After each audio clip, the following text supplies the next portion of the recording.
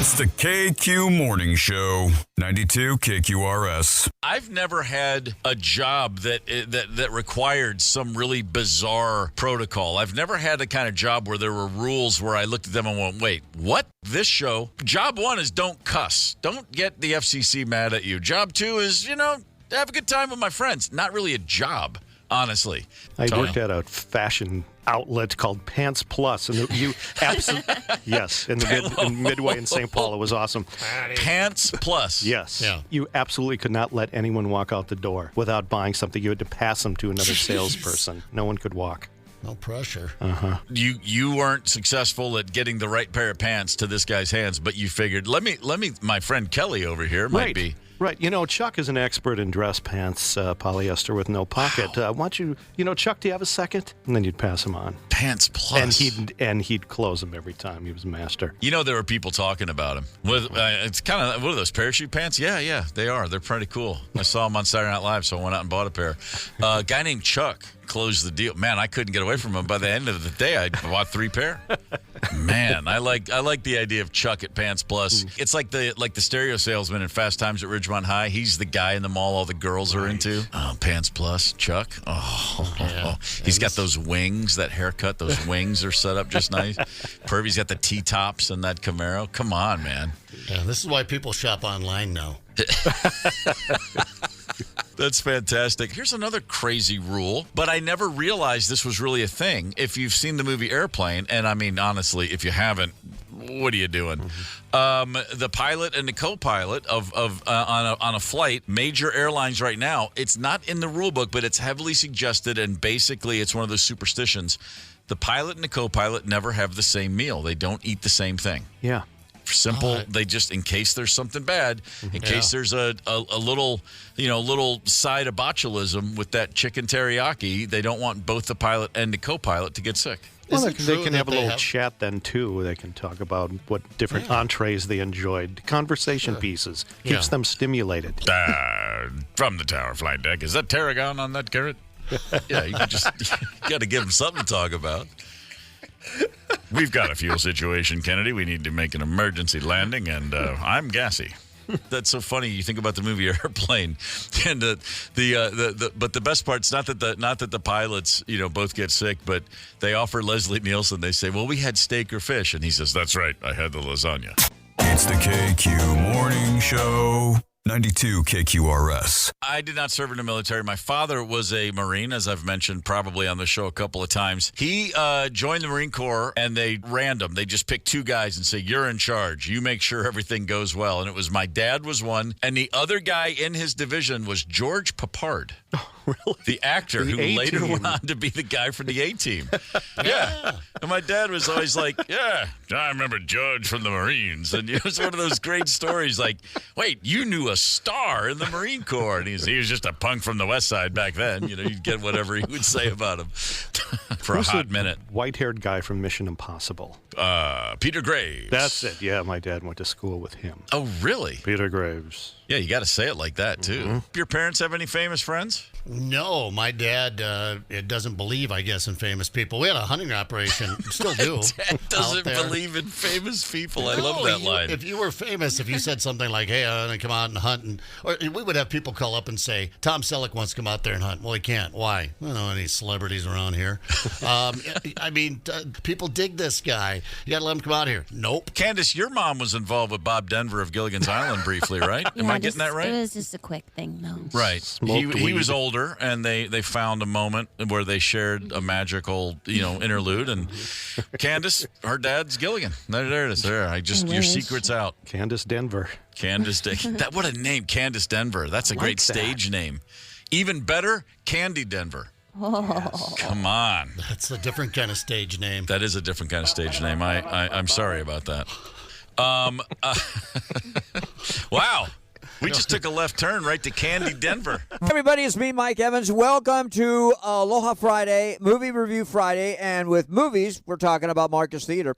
This report brought to you by Marcus Theater. And don't forget, check out all the great movies at all the Marcus Theaters. Check out the fabulous restaurants at the Marcus Theaters. And check out every Tuesday, the Fabulous Value Tuesday. $6 for any movie and 20% off all your concessions. Check them out at Marcus. Hey, we start off, what else? With some movie reviews, but first, a love nugget update. So Katy Perry and Russell Brand were married for 16 months. They divorced. In 2017, Russell married Laura Gallagher, whose father is Bernard Gallagher, one of Scotland's most popular and successful golfers. Russell and Laura have 2 kids. They're expecting their 3rd child any day. Meanwhile, Katy Perry has been partnered and engaged to Orlando Bloom for 7 years now. They also have 1 child. And now everybody can live happily ever after. I just love a good Hollywood love story. There's 2 for you. Hey, 2 movie reviews. First, Jules is a great movie with a lot of surprises and starring Ben Kingsley, who plays a quiet guy living a quiet life alone in a small town when a UFO crashes into his backyard with a darling little spaceman. This is one of the most creative movies of the year. The story is subtle, despite the subject matter. The acting is strong, but not overbearing. Makes you think, makes you laugh. A sci-fi comedy, yet a deadpan drama as well. Rated PG-13, 88 minutes, 3.5 big stars for the movie Jules. Next is The Last Voyage of the Demeter. It's 1897, and Dracula is back. Could be more than one Dracula. Yeah, in fact, there could be a whole ship full of Draculas. But I don't want to be the spoiler. It appears that the crew is doomed, and it's a very bloody horror movie. If that's something you might be interested in, check it out. For me, rated R, 2 hours long, only 2 stars. TV news, you want a new show to binge? Well, on Sundays, check it out. Roku, AMC, Amazon, and other platforms. It is Dark Winds, from the novel Leaphorn and Cheech, about a bank robbery and murder on the Navajo reservation. Dark Winds, Sunday nights. 2nd season just started, 4 stars. Oh, and you might want to write down about the documentary that's going to be airing called Little Richard. I Saw Everything. Fabulous documentary. Guarantees some big surprises and a lot more. It's on, write it down, CNN on September 4th. CNN, September 4th, 4 stars. Master Chef has been renewed for a 14th season. You know, another show I really like, Chopped. Chopped on the Food Network. If you haven't checked it out, check it out. Oh, how about that idiot on Big Brother that just casually started throwing the N-word around? What in the world was he thinking? Thank goodness the producers threw him off the show immediately. Unbelievable. And we have some new secure dates for some big award shows. Critics' Choice Awards will be on January 14th. The Emmys will be on January 15th. The Golden Globes, the 2nd week in February. Now, I have one big question for you. You ready? Who the hell cares about any of these award shows anymore? They're done. Forget about them. Anyway, you've been told. Have a great day. Have a great weekend, and we'll talk to you on Monday. Mike Evans, aloha, hui hou, mahalo nui loa, see ya. The best of the KQ Morning Show. Back to the best of the KQ Morning Show. 92 KQRS. Gene Simmons puts ice cubes in his cereal, and I'm not happy about that. Yeah, that's weird. Why, doesn't he refrigerate his milk? Just not cold enough for him? He likes really cold. Thank you. Just freeze the milk if it's that much of a problem. Fill your ice tray with milk. Maybe he likes to water down the milk, to which I would say, well, then get skim milk. Like, you don't have to have whole milk with ice cubes. That's upsetting to me. It gets in the way of the cereal. Of all of the things Gene Simmons has done, does do, and will do that may be upsetting, this is at the top of the list now. I want to know what kind of cereal he enjoys. What do you think Simmons digs? I mean, is it too obvious to say clearly he's got some Count Chocula stock? It would seem to me like he's a Count Chocula guy. Rice. Blueberry. Remember the Rice Monster Krispies. cereals? Oh, everybody in their family had their own, right? Now, of course, you guys had to double up on those. Dude. But in my family, we had 3 kids, and there was the Boo Berry, there was the Count Chocula, my brother, and then I was the Frankenberry. Yeah, dude, the cereal wars of Severna Park, Maryland at the Gorman household, the stuff of legend. We would barricade ourselves at the table. You would have like a wall of boxes to close yourself in. And it was really more about just getting enough of them. So I needed like 4 cereal boxes in a semicircle around me to block my view of the rest of the table. And if an older brother came and grabbed one, like I was like, no, I need those buckwheats. He's like, I'm actually going to eat them. You're just using it to have a fort at the table. Cereal fort. Have you ever thrown up cereal? I've thrown up pretty much anything at this stage, but yeah. Not fun. Did you re-eat it? No, I was Just asking. 12 years Is old. she an amphibian? And I stayed home from school, and I lied about being sick. I stayed home from school. Okay. And I had a big, pretty much the whole box of Cookie Crisp. And I actually threw it all up. Yeah. And thus, kind of a self-fulfilling prophecy then, wasn't it? Yeah. Self-fulfilling act, I guess, not a prophecy. I didn't eat Raisin Bran for years because one time while enjoying a bowl of Raisin Bran, my brother dumped the whole sugar bowl into it and then said to me, you can't waste it. You have to eat it. Oh, because And he so said. I did because it's wasteful, and some child in India would suffer if I wasted food. And I hurled that stuff up, and I didn't go near Raisin Bran for like 10 years. Were you crying with each spoonful? I was. It was my personal baton death march. It was my Raisin Bran death march to the end of that bowl. It was awful. It's the KQ Morning Show. 92 KQRS. 92 KQRS. Good morning, Zep, Candace, and Tony. We have a professional comedian, Amber Preston. Well, Amber, you're pretty cool, too. You're one of us here. You're a Midwest gal. Did I hear that you're from Fargo? Is that true? I am. I am originally from Fargo. I was actually just there performing over Thanksgiving, and I love going back to the Midwest to perform, specifically Fargo and with my family, because there's nothing more humbling than a Midwest parent. My father. That's the show. It's a huge show. It's almost sold out, the biggest venue. And my dad's like, well, there's a Lions Club pancake feed in the morning. You might, people might not want to be out late. So, Jeez, Dad, come on. Yeah. Plenty of people want to get out. My mom.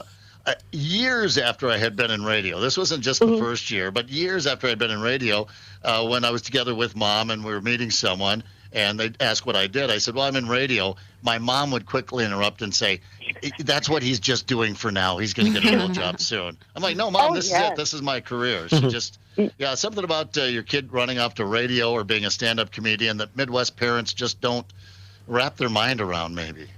Yeah, I don't know. I mean, I pay my bills and I'm living my dream. So I don't know. I mean, I still eat a lot of dairy. I don't know what they're so concerned about. I'm doing okay here in Los Angeles, Yeah. All right, deal. I mean, L.A. is one of those places you go to. You want to be a stand-up comedian. Of course, that's a hub out there for stand-up comedians. How long have you been out in Los Angeles? Gosh, I was just realizing it's been, because the seasons here are, hot, very, very hot, slightly hotter. It's nothing like the snow, although I still get Minneapolis, declare snow emergency alerts on my phone, which is a nice reminder of, yes, I'm making the right decision. It's 8 years, this week, because I remember trying to leave and it was so cold that we couldn't pack the car because of frostbite. We had to wait a couple days. So, it's been about 8 years, and I miss it sometimes, and then other times I like the sunshine.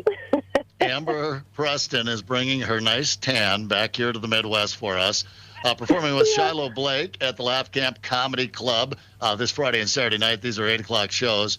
The prodigal child returning back to tell us some jokes. I do have a drunk or a little kid. I know I missed the game, but I was listening, and I think that's so fun because, what's the difference, really? Drunk toddler, drunk adult, sober toddler. You get it. Right. Although I've been to Wisconsin, sober toddlers, anyway. Okay, if I may, you guys can guess. I peed my pants and then outside, and then I played in the snow and instead made snow angels to cover it up. Amber Peter pants, and then made snow angels outside to cover up the fact that she had Peter pants. Candace, was she a little kid or a drunk adult? That one's hard. Yeah. I want to say drunk, but I'm going to say a little kid. Okay, and Tony? I think Amber has a mischievous side. I'm going to go drunk adult. Yeah, I like that. You split the vote. I'm going to go with drunk adult on this one, Amber. Yeah, well, I mean, I guess I was at the University of Minnesota college student. That was a strong word, but I vividly remember thinking I was so stinking smart, like drunk, walking home. We'd always pee at the hotel lobby at the Radisson when it was a Radisson, back to the dorms, and we the door was locked or something, and I was like, I've got a brilliant idea. Like man, did I think I really fooled everyone, and now I've just given it away. So I'd say drunk adult. Well, drunk adult, I love it. That would have been perfect for our game show, by the way. And you're right. The lines are blurred between our drunk adult escapades and our little kid stuff. Amber Preston, our guest this morning at the Laugh Camp Comedy Club. That's this Friday and Saturday night. That's what we do here, in the Midwest. When it gets really cold like this, we like to go inside and we like to laugh about it and forget our problems. I see that you're also obsessed with old cookbooks. Oh, gosh. Yeah, it's like I love them so much, specifically Midwest, because they'll be really passive aggressive, like Judy's best lemon bars, Helen's very good lemon bar. I tried to find. I have a cookbook that has a recipe that has a little blurb that's like, we found that we were living in Des Moines and our neighbor was from Texas and she put chili in her casserole, but we can't afford to stay up all night with heartburn. Some of us have to work the next day, and it's like it's all variations on cream of mushroom soup or how to feed 100 people deviled eggs, That's what Steve Gorman, who's not with us today, when he joined us from the Southeast down there in Kentucky, Tennessee, Georgia. He'd lived in that area for most of his life. And he got up here and goes, what's hot dish? I said, what casserole is? I said, same thing. It's just take cream of mushrooms, dump it in some egg noodles, and then there are various ways to dress it up if you're going with the breadcrumbs or tater tots. Things. Tater tots. Lots of salt, of course. Don't forget to dump in a couple of cups of salt. Well, but nothing else. No other seasoning. Don't you dare grab anything. Just maybe some salt and pepper, but don't you dare grab a chili flake. How dare you? No, my mother had a spice rack. My mom, the epitome of a Midwest mother in the kitchen, had a spice rack that was untouched. It was like a piece of art hanging on the wall, but not once did she say, I wonder what this cumin is for. I wonder what this might be used for. No, it was salt and pepper and, and a bit of butter and bread, and you're on your way. That's a meal. I mean, what more do you need, honestly? I do kind of want to go home. My mom is one of those people right there on the kitchen counter that has 15. If it's a cookbook that comes out of church or school or wherever, Mom buys the cookbook. And she has them all lined up there. Now you're making me think I want to go home, have a couple of drinks, maybe a Toke or two, and start reading some of Mom's cookbooks. Oh, you'll find there's always like little prayers on how to make your day better and keep your husband happy. There's always, I guarantee your mother has this, there's always a rhubarb recipe that's been cut out of a newspaper and slipped into the book. Always. There's always pencil notes. Real, nothing too flashy, real mild-mannered, like, this one's pretty good, or a little star next to a recipe. Just the slightest hint that something was better than fine, because everything's fine. Yeah, it was fine. Everything was fine. It's funny because it's true. Well, you can take the young lady out of Minnesota, North Dakota, and send her out to big old L.A., but you can't take the Fargo out of you. You're right on this. We're talking with Amber Preston. Have you been at the Laugh Camp Comedy Bar? By the way, you have two shows, Friday and Saturday night at 8 p.m. Go to the website, camp-bar.net. Have you been over there before? I have. I was there last January because I'm really great at planning travel, and what better time to visit Minnesota? Right. It's going to be so cool. Actually, I don't think it's going to be so bad, but I can handle it. I can do it. So like yes, I've been there before. You know when the crowds are going to turn out for this. In the summer, we have options. We're thinking, Yeah, well, maybe it's it's going to be light out till 9:30. Do I want to go to a comedy show, or maybe we're going to hang out a little bit? But in the winter, it's a no-brainer. I want to go somewhere, and I want someone to make me laugh. Damn it! Yeah. And that someone is you, Amber. I want a cheap drink. I want to be huddled in the dark with strangers. I don't want to make eye contact with anyone but the person on stage. Like, you're my people. I'm ready. Yeah, and Shiloh Blake is with you now. I'm not familiar with Shiloh. Have you performed with her? Do you know? Or Shiloh? Yeah, last year, and fasting. Like, she started during during lockdown. I was like, none of the words you're saying make sense to me. Like, starting stand up when it was Zoom shows and then super underground. So she got all the passion and the zest and the zeal for life that I once had. Before you gave up. Yeah, exactly. But in a funny way. I want your listeners to know I gave up in a very funny way. So come to the show. Well, you put out an album. You're talking about lockdown. I see that you released an album just as we went into lockdown. Was that a good time to release that? Well, because you can't really get out and tour on it, can you? No. Well, that was the thing. I was on the road. I was performing in the Midwest. I was in Fargo, and then I was doing shows in Chicago, and then I had gearing up and more shows in Michigan. And as the album was about to be released, and then in Chicago, it was, rumblings of things starting to shut down. And then, I on Thursday morning got an email, shows for the rest of the tour were canceled. So it was weird and strange. And then I spent a couple weeks figuring out how to live stream on YouTube, on all the things, and because what else were we doing? And then I did an album release show on Zoom, and then live streamed it out. So it was fun. It was a weird, strange thing. I guess it was a good time to release it. No, people had nothing to do but be at home. So far, so good. Still out there. You'll probably have some copies at the Laugh Camp Comedy Club this weekend, I would imagine. Do you have a website people can go to? I know you have social media. Probably. Yeah. Preston Party is all my social media. You can find more cookbook recipes and general shenanigans, and then amberpreston.com is my website. I like it. Amber, thanks for hanging out with us this morning. Have fun while you're in town. Now, one last question. Yeah. Because this happened to my daughter who's living out in Las Vegas. She's been out there for a while, and when she comes home, she wonders if we have any of her old coats laying around because she's jettisoned all of her warm clothing because she's been out there so long. Do you have to get into town and rush over to Target and grab a sweater or something? I feel like that has been an issue, but I did last winter. Really, I got down to the knees, new Columbia, giant puffy jacket. I do have snow boots in a couple of different friends' houses in Minneapolis, but I do have the jacket, and I do have my. I'm going to go to get my Maria's. I'm going to go to Maria's Cafe and get my corn pancakes for sure, and tell jokes. So I got two things to do when I'm in town. Amber, thank you. We'd love to hear from you again. Great. All right. Thanks, guys. Thank you, Amber. Oh, I love to Laughing warms you up. Yeah, Yeah, going out in she's the sweet. winter. That reminded me of my mom-in-law. Got me a cookbook when I was dating her daughter, and it was like the 3-ingredient cookbook. So basically, she's like, "Oh, Tony's just helpless. He can't do it. That's complicated enough." That's a cookbook I would actually open up because I don't even have half of these utensils. I think someone already made this for me somewhere, and all I have to do is go find it or have it delivered to me. Yeah. So not much in the kitchen, but I'm impressed by people that are and appreciate them very much. Minnesota's classic rock, 92 KQRS.